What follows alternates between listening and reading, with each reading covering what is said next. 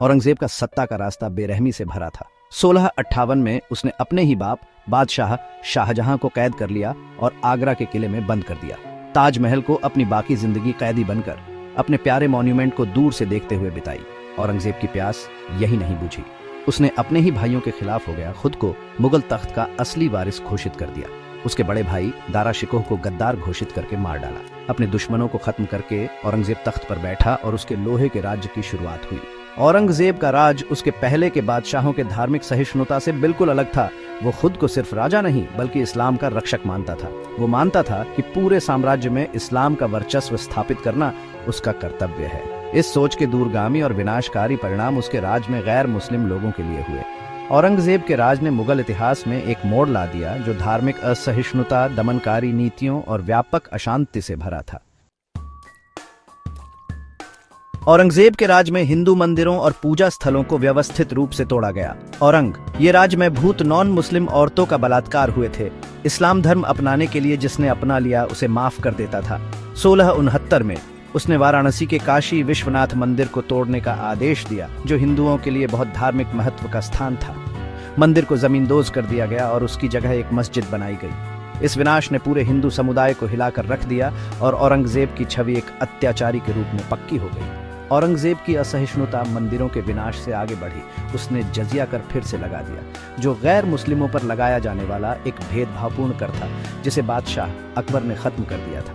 इस कदम को हिंदू आबादी को दबाने और इस्लामी प्रभुत्व को मजबूत करने की एक सोची समझी कोशिश के रूप में देखा गया। जजिया कर औरंगजेब के दमनकारी शासन का प्रतीक बन गया और हिंदू आबादी को और दूर कर दिया। औरंगजेब की दमनकारी नीतियों और धार्मिक असहिष्णुता ने पूरे मुगल साम्राज्य में विद्रोह की आग लगा दी।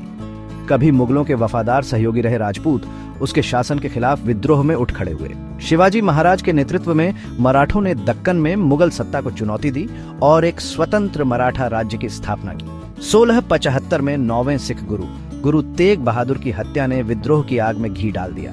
गुरु तेग बहादुर ने धार्मिक स्वतंत्रता की वकालत करते हुए औरंगजेब की जबरन धर्म परिवर्तन की नीति के खिलाफ आवाज उठाई थी। उनकी हत्या ने सिख समुदाय को एकजुट कर दिया, जिन्होंने गुरु गोविंद सिंह के नेतृत्व में मुगल शासन के खिलाफ हथियार उठा लिए। साम्राज्य को कई मोर्चों पर प्रतिरोध का सामना करना पड़ रहा था, जो औरंगजेब के शासन के खिलाफ व्यापक असंतोष का प्रमाण था। औरंगजेब का राज लगातार अभियानों और विद्रोहों के क्रूर दमन से भरा मुगल साम्राज्य पर भारी पड़ा। खजाना खाली हो गया और कभी शक्तिशाली सेना कमजोर हो गई। 1707 में उसकी मृत्यु मुगल साम्राज्य के पतन की शुरुआत थी। औरंगजेब की विरासत जटिल है। वह एक धर्मनिष्ठ मुसलमान और एक कुशल सैन्य कमांडर था, लेकिन उसका शासनकाल धार्मिक असहिष्णुता और उत्पीड़न से भरा था, जिसने अंततः मुगल साम्राज्य के पतन में योगदान दिया। उसकी नीतियों ने आबादी के बड़े हिस्से को अलग थलग कर दिया और विद्रोहों को हवा दी, जिससे साम्राज्य कमजोर हो गया। औरंगजेब का शासनकाल धार्मिक असहिष्णुता के खतरों और एक विविध समाज में एकता और समझ के महत्व के बारे में एक चेतावनी के रूप में कार्य करता है। उसने एक कमजोर साम्राज्य छोड़ दिया जो महत्वाकांक्षी ताकतों द्वारा चुने जाने के लिए तैयार था, अंततः ब्रिटिश उपनिवेशवाद की ओर ले गया। क्या धार्मिक प्रभुत्व का उसका अटूट प्रयास कभी शक्तिशाली मुगल साम्राज्य का पतन था? इस सवाल पर इतिहासकार आज भी बहस करते हैं।